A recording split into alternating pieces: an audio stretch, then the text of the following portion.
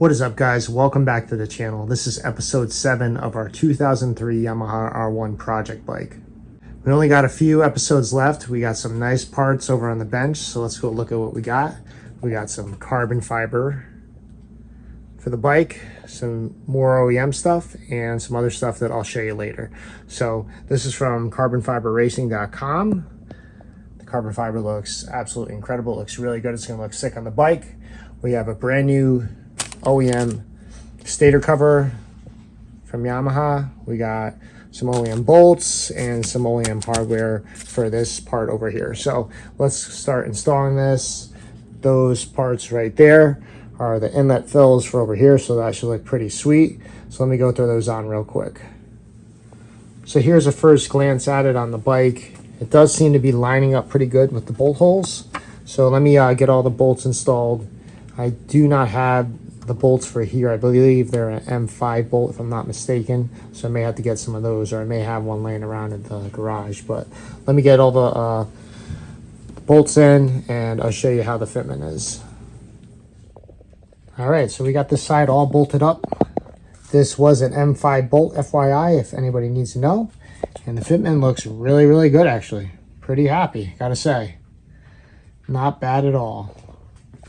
But yeah, the carbon fiber looks awesome on the bike. I'm really happy I got that. All right, so now I gotta go to this one, put the bracket on this side, the bolt and everything, and throw it on the other side. All right, so this side is on, and this thing is looking sweet. I actually installed the other side as well, so that is looking good. That is on there, that looks nice. So next thing that we gotta do is we got new chain and sprockets. We went with the Vortex sprocket, and we decided to go with a 3D chain by EK. So this should be more than enough, and the chain should last a while. So anyway, I gotta see if I can show you this. I don't know. Yep, if you see, there is a broken tooth on the sprocket. Surprisingly, I have no idea how the hell that happened. But anyway, so that definitely has to get replaced, and also with the chain, it has tight spots, so it's definitely needed. Obviously, replace the chain and sprockets. I stuck with the stock gearing, but I'm going to start with the sprockets now. I'm going to first bend back this tab. Then, like I said, since it's in over here, it really shouldn't move, I don't think. If not, we'll throw it in gear. We'll figure something out. But I'm going to first take off this. I believe this is a 36mm nut.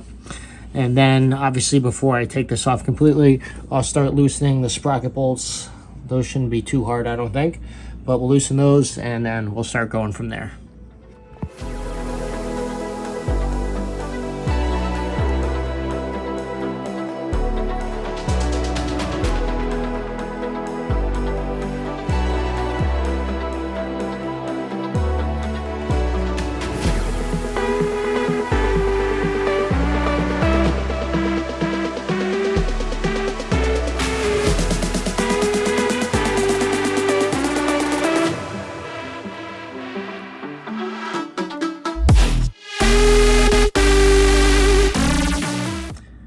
All right, so we used our little chain breaker tool that we had. Obviously, I just took a Dremel to this and, you know, grinded down the rivets. You could use a grinder or anything like that. And as you can see, that's about to pop out. So I'm actually just gonna pull this out. I'm gonna rip the chain off. Then we'll replace the front sprocket, number 1. And then we'll take off the rear wheel and put on the rear sprocket. Our rear chain is off, obviously. I'm just laying this out to the ground so I can cut the other one to spec. We got our front stock sprocket off of there, and we took our Vortex one and put it on here. If you guys have a Vortex sprocket, make sure that the Vortex label is facing out. That is the correct way to do it. You'll also see the numbers. We went with the stock 16 tooth. But all right, now I'm gonna go put on this retainer holder, and then I'll start screwing this on. And then obviously, before I actually bend this back down, I gotta tighten this to spec, but that will be when the chain is back on, just so that I can hold it in place. So we got our OEM rear sprocket off. That's actually not in bad shape, so I'm gonna save it just in case I get another bike that has a junk one, or use it as a spare or something. Obviously, we got our nuts and washers off. Make sure you don't forget the washers. Here is our new Vortex sprocket, black on black. That should look pretty good. So we'll throw that on there and then we'll torque it down. All right, guys, so we have our rear sprocket installed. It is torqued down. We have our chain on, obviously our Vortex front sprocket. As you saw, I did cut the chain. I cut it a little bit too big at first, and then I had to cut it again. But either way, at least now it's where it's gonna need to be. I got plenty of room to back it up now, and obviously it's loose. But yeah, we got the EK chain on there. This thing's looking sweet.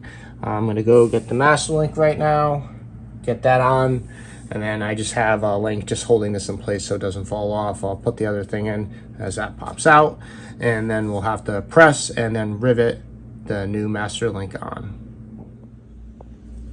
Alrighty, we got our master link all riveted. That looks good. I measured it. Usually when you're doing the master link, obviously you want to press the link into the size of whatever these ones are. And then obviously you rivet your thing and measure your master link, see whatever it is, and then you usually flare it out to 0.5 to 0.7 millimeter larger for your flare, but obviously it depends on the chain. Always check with the manufacturer's specs to make sure that's correct. But since that's all set, we got our washer crushed down, so this thing will definitely not come out, so we are good there. Oh, and we did replace this thing. As you saw before earlier, we had a broken one, and I grabbed this one off a 2001 swing arm, and it bolts right up perfectly, no problem. I think the 03 had a little bit of a longer lip up top right here. As you can see, there were some marks from it, but this should work perfectly fine, especially with the new chain, so we should be good. So I got everything back together. I threw the lower cowl back on that I had. That's kind of junked up. It still works, but I just kind of threw it back on there. Did go for a nice little ride, probably around, I don't know, at least 30 or 40 miles. Got on the highway, did a quick little burst, so that chain should be 100%. I just wanted to show you guys this carbon fiber in this one. Look at this stuff. It looks so awesome on the bike. I love it. Let's get the other side real quick. Yeah, look at that stuff. It looks awesome. Looks really, really good. So super happy about that. I did get some more carbon fiber in, so let me go open that up real quick so I can show you it. So here's the pieces that we got. We got the carbon fiber chain guard. This is gonna look sick on there. And then we got the gas tank trim. So basically we're replacing that black chain guard and the black gas tank trim. So considering how good that looks, that tying in with that and then tying into there is gonna look awesome. So I'm really pumped. Let me start installing the chain guard first. Like I said, this stuff looks awesome. I'm assuming it's going to fit really good just like the other one did, but it's really easy to do this one. Literally you just take out these two bolts, swing this down, you'll get access to the bolt that's right there. There is one right there and then one right there, so easy peasy. I'll do that real quick and then share how it looks when it's installed. Okay, we got the carbon fiber chain guard installed. It fit perfectly. The only thing I had to do was for this hole, since there is a little special washer that has like a part that goes in so it fits into here, so it doesn't tighten and crack, something like this. I did have to ream this hole out a little bit, probably like 1 millimeter in circumference, give or take. But other than that, like I said, perfect mount up. This lined up perfectly now, and same with this bolt and the one under there as well. But yeah, so that's looking sweet with the chain. That looks good. Now we're gonna go do the tank shrouds. We have our left side tank infill or shroud, whatever you want to call it. That's on now. That is looking awesome and perfect fitment on this. 100%. Didn't have to do any reaming over the holes or anything. So very, very nice. Go take off the other side and throw it on, see if we have the same good fitment. All right, we got our right side on, which is looking awesome as well. I think that really puts some pop to the bike. Like I said, the carbon there, and for the chain guard. This hole, I did have to ream out just a little bit like that, just a tiny bit, not a lot, but like I said, that is expected from carbon fiber. You cannot always get a perfect fit for the bolt holes, so that's not really a big deal. Super easy, got it done, and it bolted up perfect. All right, guys, so we are back in the garage. I did take off the front wheel, and as you can see, those brake pads are kind of shot. So I'm gonna replace those at some point. I'm just waiting for them to come in. I'll probably put the calipers back on so that I could actually ride the bike a little bit, because I did get a nice new freshy Michelin Power 5 tire on here. Plenty of tread on here. It's a used tire, but plenty of tread. The actual old tire on the other one had some very weird wear to it, to say the least. And I also noticed something when I took this thing out, was that this axle, which is actually a new one that I got, it's used, but it's not the one that was currently on the bike.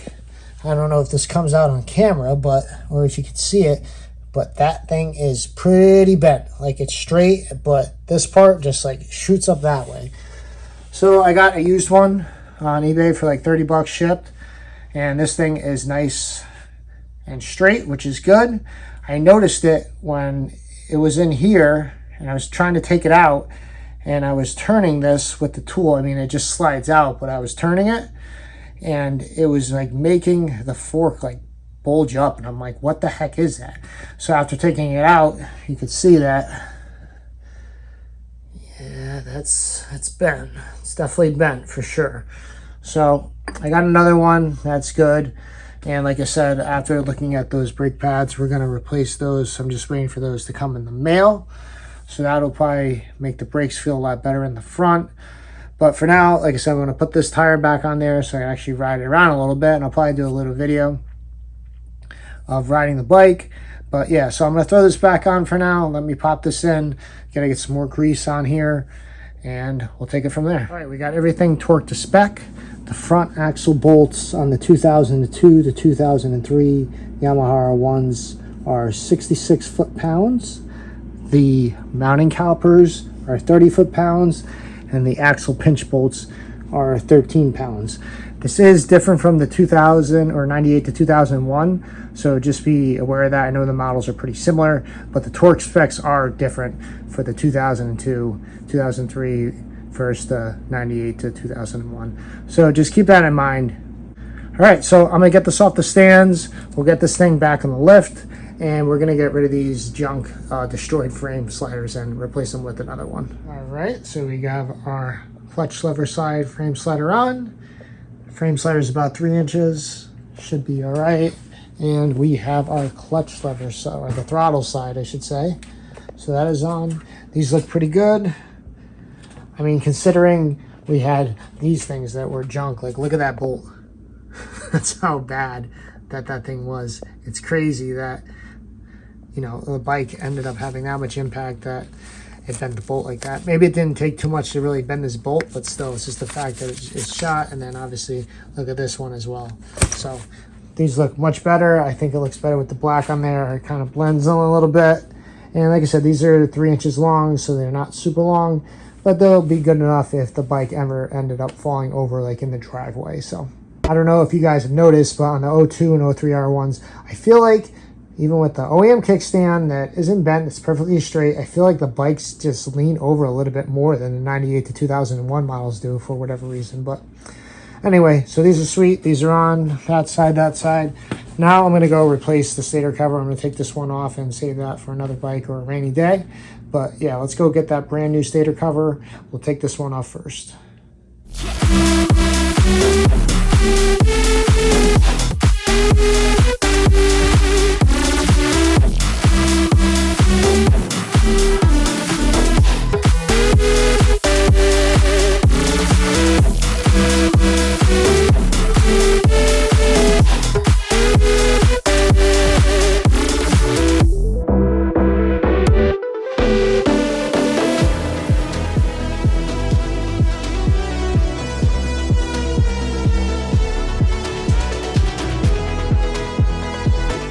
All right, guys, I thought I got a video of me putting this brand new OEM stator cover on. Apparently I didn't, but anyway, the new cover's on. I got a new gasket on there, and I torqued these all to spec, which is 12 Newton meters. So that is all set to go. But all right, I think that's going to call for today's video, guys. We do got some pretty cool stuff on the last episode of mods for this bike. I'll just give you a quick little peep of it. Whoop. If you could tell what that is, you might have an idea, but I'm actually really pumped to get those last parts on, along with some other boxes that I have over there. So you're gonna have to stay tuned to see what we got coming. So If you haven't already, please hit that subscribe button. Make sure you share this channel with your friends. And honestly, I'm just really looking forward to giving this thing a good ride. I don't know if I'm going to do a first ride after this, or if I'm going to do the other mods and then do a first ride, but I'm probably going to get one little ride in on this just to get a feel for it. But make sure you guys stay tuned for the next video, or the next two videos, because I'm actually going to do a ride video first, and then we'll put the last mods on this bike. But just look at it so far, looking awesome with the carbon, brand new cover, looking sweet. We got the carbon over there, carbon chain guard, and our new chain and sprockets, and all this other stuff we put into it. So it's going to be really awesome when it comes out. Yeah, so that's it. All right, guys, thanks for viewing, and we'll see you in the next video.